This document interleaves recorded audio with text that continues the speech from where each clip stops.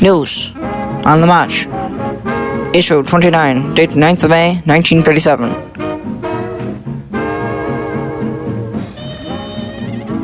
The Hindenburg, a soaring beauty.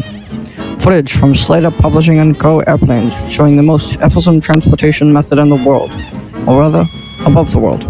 The Hindenburg can gently float above New York City at speeds of over 130 kilometers an hour, contrasting to 50 kilometers an hour or so for even the fastest of maritime vessels around.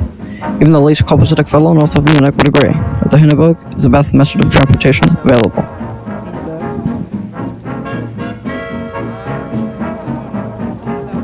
One journalist from the Slater Publishing news team was even able to stand a pen on its tip while the Hindenburg was in flight, and it even managed to stand upright without... No, dadgummit.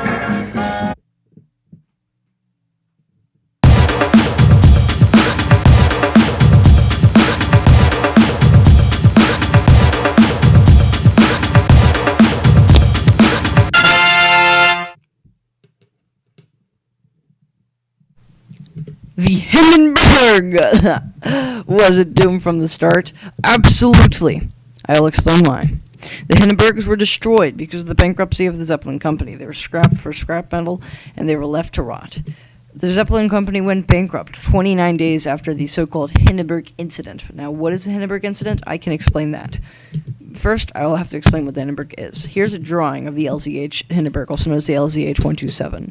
Inside is a red velvety sort of interior-exterior coat, part of the shell, which contains many bags of hydrogen, a crew and bridge module, passenger module, OP observational post module, ventilation systems, a ladder, oil and gas tanks, hydraulic systems, a cargo containers, there's 3 of them, water tank, piston engine, exhaust pipes for the same piston engine, rigid truss structure to keep it all together, a waste tank, a disposal for the waste tank, and finally, buoyancy compensators. Now, in order for us to demonstrate the Hindenburg incident, I'm going to have to remove most of these things down to just the ventilation, observational post, passengers, crew and bridge, hydrogen ladder, oil and gas, hydraulics, and cargo modules.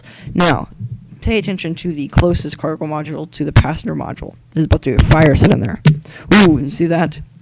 The fire quickly spreads to the other cargo modules, burning all the cargo and loot and all the luxury goods that the people are bringing along with them to the great state of New Jersey.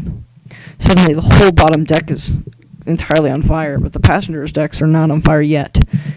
After the fire spreads throughout the hydraulics systems, the inside of the bridge is completely doused in flames. Suddenly, all the hydrogen bags ignite at once.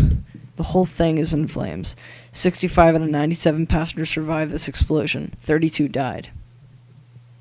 Now let's see about the conditions aboard the Hindenburg.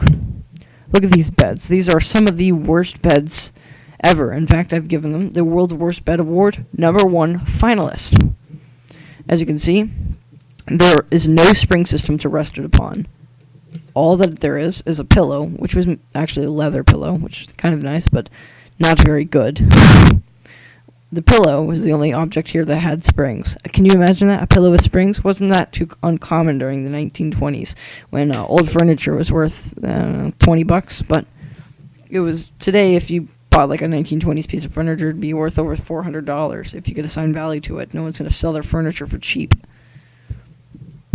Now, you have this chair and a little desk for drawing or calligraphing or other sorts of 1920s activities, but these 2 beds, bunk beds, which you would be paying $120,000 each per trip.